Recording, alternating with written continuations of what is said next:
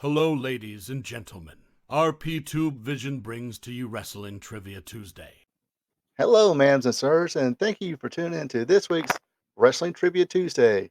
I'm your host, Ronald Ray, your boy with a cornbread accent.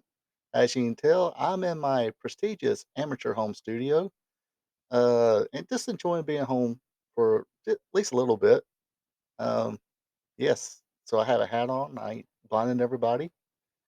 This week's Trivia Tuesday is a music theme, so all our questions got something to do with music in wrestling. Let me take that long pause and say, in wrestling. But before we get started, if you wouldn't mind, hit the subscribe button, tap that like button, hit the notification bell, share with friends, leave a comment, and let's let it rip. All right, question number one. A little bit of a softball question. I say a lot of a softball question. Anyway, who is the real Double J who sung With My Baby Tonight? Was it Double J, Jeff Jarrett, Double J, Jerry Jarrett, or C, Double J, Jesse James Armstrong?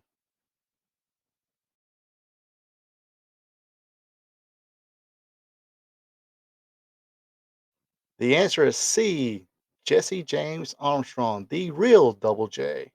And of course, at this time, when he returned to the WWF, he dropped a roadie, also dropped Armstrong, so they just call him the real Double J, Jesse James.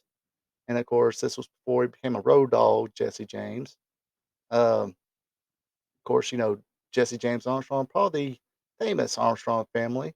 Bullet Bob, Brad, Scott, Steve. Funny note here, or interesting note here. A few years prior to this, the WWF had signed Steve Armstrong to be Lance Cassidy, the singing cowboy, but Steve didn't last or didn't stay too long to see that flourish. So if you couldn't get one Armstrong to be a singing cowboy, you got another one. Let's go to question number two. All right, question number two. JT Southern. Uh, Many of you probably don't remember or even heard of him. I remember him being an up and comer in Memphis. Then he went to the AWA and basically dressed in almost closely the same outfits as another tag team we'll talk about later. Uh, he teamed with DJ Peterson. Made a, I thought, decent tag team at the time, but he didn't stick around long enough. He made his way to WCW to feud with Van Hammer. Yes, they had a legendary feud that went all the way to the Tokyo Dome, and their match in the Tokyo Dome, just because it was in the Tokyo Dome, Dave Meltzer gave it a four-star match. I'm only kidding. I don't even think they made it to the Tokyo Dome. Um, I don't even don't think they made it to the Omni, did they? Because I do remember he didn't stick around here too long as well. Anyway, part of JT Southern's gimmick was he played an instrument as he was coming to the ring. What was that instrument? Was it A, bass guitar, B, six string guitar, or C, was he belting out the intro to Bob Seger's Turn the Page with a saxophone?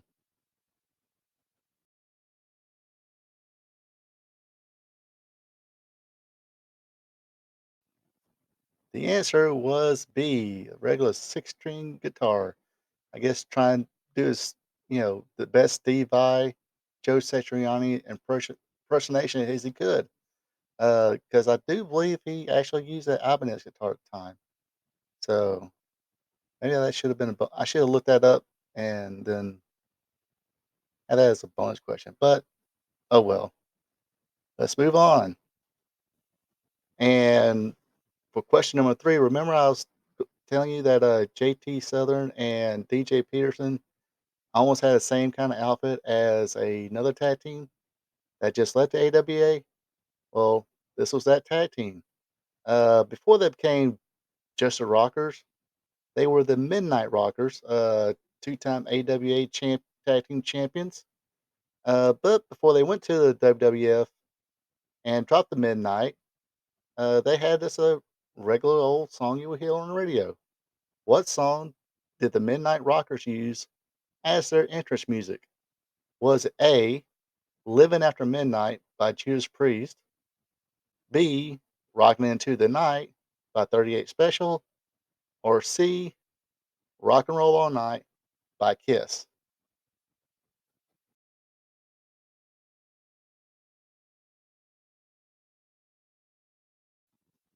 The answer is A, Living After Midnight by Judas Priest.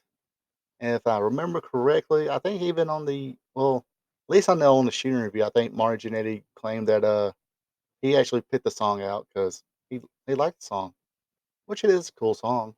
It suited him. It was a little more fast paced and kind of it fit him pretty well because I will say that was a bit more athletic than the Rock and Roll Express, who they were kind of copying at the time, which I think every territory, as soon as the Rock and Roll Express made it big, they all had their own different rock and roll tag team. I think even the ICW, Joseph Boldy and Al Perez were the New York Rockers.